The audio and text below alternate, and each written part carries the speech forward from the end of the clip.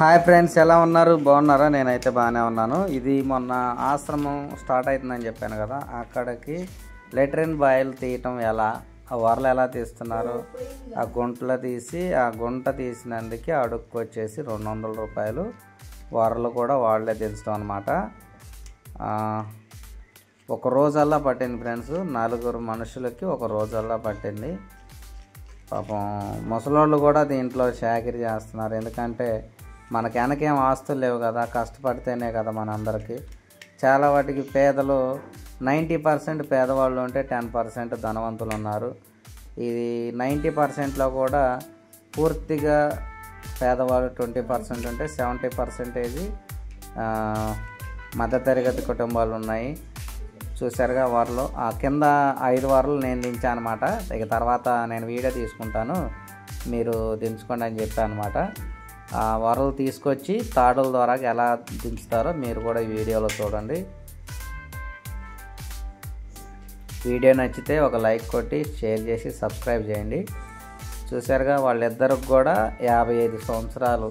ఈ వయసులో కూడా పని చేయాల్సిన పరిస్థితి. ఎందుకంటే మనకు ఆస్తులు లేవు కదా, అందుకని మనం కష్టపడితేనే మరి. ఎందుకంటే ఈ కొద్దిగా ఓపిక ఉన్నప్పుడే చేసుకుంటేనే రేపు ఏదన్నా మనకు బాగోపోతే చేయించుకోవడానికి కూడా అమౌంట్ అనేది ఉంటుంది.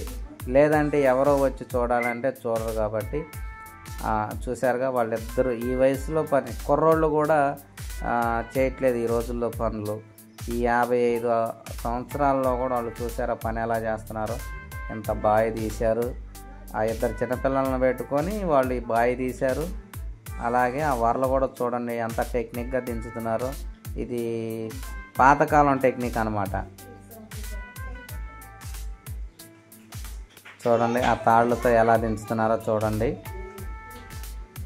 ఏ ఒక్కరో మిస్ అయినా ఆ కింద ఉన్న అతని మీద పడిపోద్ది. చాలా జాగ్రత్తగా చేయాలి ఈ పనులు. చూసారా ఎంత కష్టపడ్డా 200. రోజు మొత్తం చేస్తే ఆ గుంట మొత్తం తీసినందుకు వాళ్ళకి 4000 రూపాయలు. కానీ 4000కి వాళ్ళు ఒక రోజల్లా చేసి తెల్లారి కూడా ఒక 2-3 గంటలు చేశారు.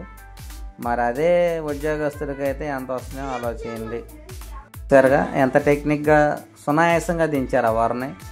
ఫస్ట్ కింద ఇప్పుడు మాత్రం 4 కలిసి దించామన్నమాట. ఎందుకంటే కింద దాకా వెళ్ళాలంటే ఇబ్బంది అయింది కాబట్టి అలా దించాం. ఏదేమైనా కష్టపడితేనే ఈ రోజుల్లో తినటానికి తిండి దొరుకుతుంది. ఎన్ని ప్రభుత్వాలు మారినా మనకి ఏం చెయ్యవు. ఎందుకంటే అందరిని ఆదుకోవాలన్నా కష్టం కదా. చిన్న చిన్న పథకాలు అయితే ఇస్తుంటారు, వాటితో మన జీవితాలు గడవు. కాబట్టి ప్రతి ఒక్కళ్ళు కష్టపడాలి, పని చేసుకోవాలి, సంపాదించుకోవాలి. మీ ఊర్లో వరలు ఎలా దించుతారో కామెంట్ చేయండి, లైక్ చేయండి, షేర్ చేయండి, సబ్స్క్రైబ్ చేయండి.